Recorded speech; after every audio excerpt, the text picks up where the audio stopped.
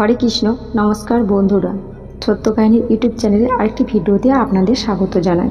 বন্ধুরা, তুলসী গাছ শুধু একটি সাধারণ গাছ নয়, হিন্দু শাস্ত্র মতে এটি দেবী লক্ষ্মীর প্রতীক। আর তার প্রতিটি নড়াচড়া আমাদের জীবনের ভবিষ্যতের ইঙ্গিত বহন করে। কখনো তুলসী গাছ হঠাৎ শুকিয়ে যায়, আবার কখনো অপ্রত্যাশিতভাবে গাছে ফুল ফোটে বা নতুন কুঁড়ি আসে। আপনি কি জানেন এই ঘটনাগুলি কোনো বাস্তব ঘটনা নয়? বহু বছর আগে যেমন পরিবারে তুলসী গাছের প্রতি শ্রদ্ধা ছিল, তাদের ঘরে অর্থ, সুখ, শান্তি এবং অলৌকিকভাবে সমস্যার সমাধান এসে গেছে। এমন ঘটনা ভরপুর রয়েছে পুরাণ ও বাস্তুশাস্ত্রে।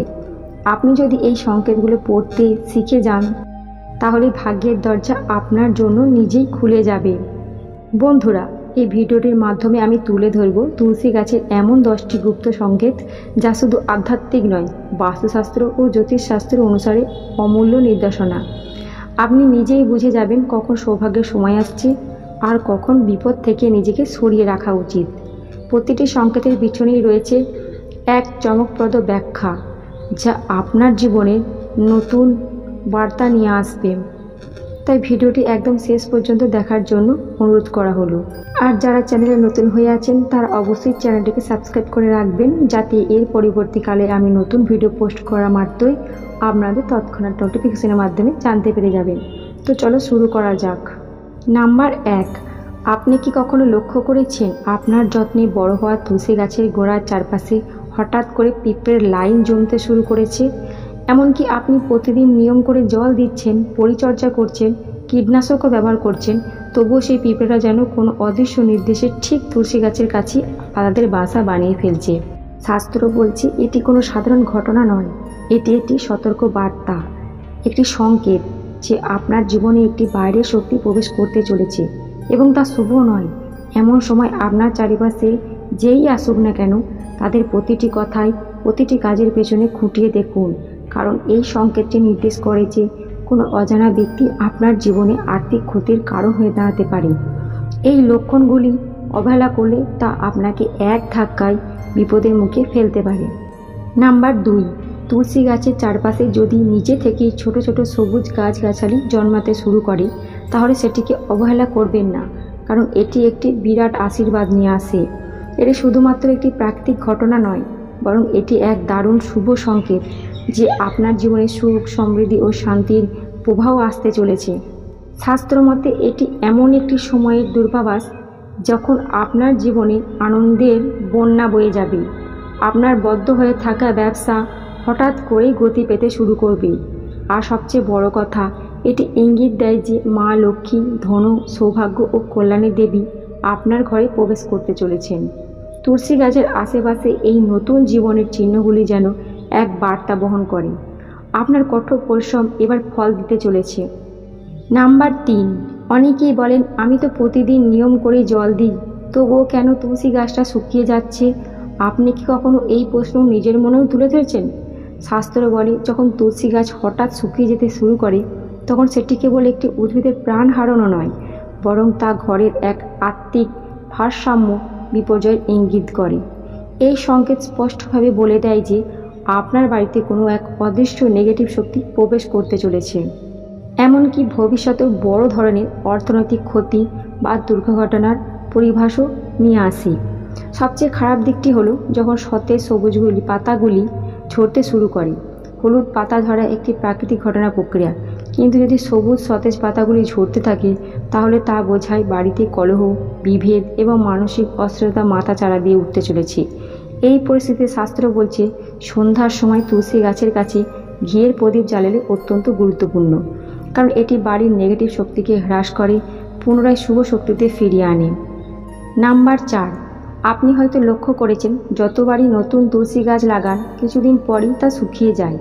এমনকি আপনার অনেক চেষ্টা, ভালোবাসা, যত্ন সবই যেন ব্যর্থ হয়ে যায়।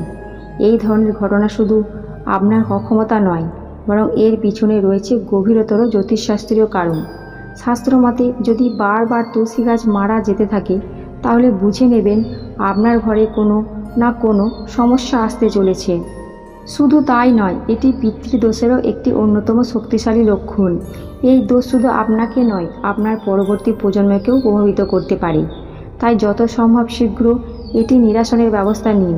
পিতৃদোষ কাটাতে পূর্বপুরুষদের তৃপ্ত করবার জন্য তিল ও জল দিয়ে তর্পণ করুন। দান করুন দরিদ্র ও প্রয়োজনীয় মানুষদের। এতে ধীরে ধীরে তুলসী গাছ আবার প্রাণ ফিরে পাবে এবং শুভ ফল প্রাপ্ত হবেন। নাম্বার 5, তুলসী গাছের ডালে যদি কোনো কোকিল এসে বসে অথবা রঙিন পাখিদের ডাক শুনতে পান আপনি, তাহলে বিশ্বাস করুন আপনার জীবনে চমৎকার মোড় আসতে চলেছে। শাস্ত্র বলে তুলসী গাছে পাখির বাসা এক অতি শুভ লক্ষণ।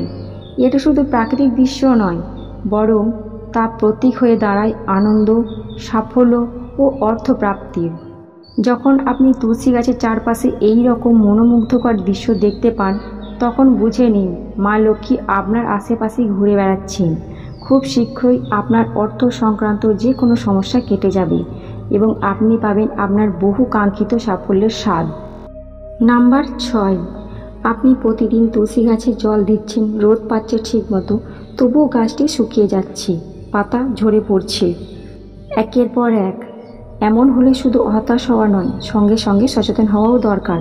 কারণ শাস্ত্র বলছে এটি একটি অশুভ সংকেত। এটি নির্দেশ করে যে আপনার পরিবারে কেউ অসুস্থ হয়ে পড়তে পারেন অথবা হঠাৎ আর্থিক ক্ষতির সম্মুখীন হতে পারেন আপনি। এই সংকেতকে হালকাভাবে নেওয়া মানে নিজের কপালে দুর্ভোগ ডেকে আনা। তাই এমন হলে দ্রুত সেই স্থানটি পরিষ্কার করে নতুন তুলসী গাছ লাগান এবং প্রতিদিন প্রার্থনা করুন মা লক্ষ্মীর কাছে। নাম্বার 7, আপনার তুলসী গাছের পাতা কি কালো হয়ে যাচ্ছে, বিশেষ করে কোনো উৎসবের আগের মুহূর্তে? তাহলে ধরে নিন আপনার বাড়ির নজর দোষ এর কবলে পড়েছে। বাস্তুশাস্ত্র বলছে নজর দোষ লাগলে তুলসী গাছের পাতা নিজে থেকেই কালো হতে শুরু করে। এই কালো ছোপ শুধু পাতায় নয়, ধীরে ধীরে আপনার সংসার, সম্পর্ক ও অর্থনৈতিক অবস্থার উপরও প্রভাব ফেলে। আপনি যদি লক্ষ্য করেন যে তুলসী গাছ বারবার শুকিয়ে যাচ্ছে, সতেজতা হারাচ্ছে, তাহলে বুঝে নিন ঘরে ইতিবাচকতার অভাব রয়েছে। তখনই প্রয়োজনীয় বাড়ির শক্তি ভারসাম্য ফেরানোর। তুলসী গাছের চারপাশে রুদ্রাক্ষ বা লাল সুতা বাঁধতে পারেন এবং প্রহ্লাদ স্তোত্র পাঠ করুন প্রতি সন্ধ্যায়।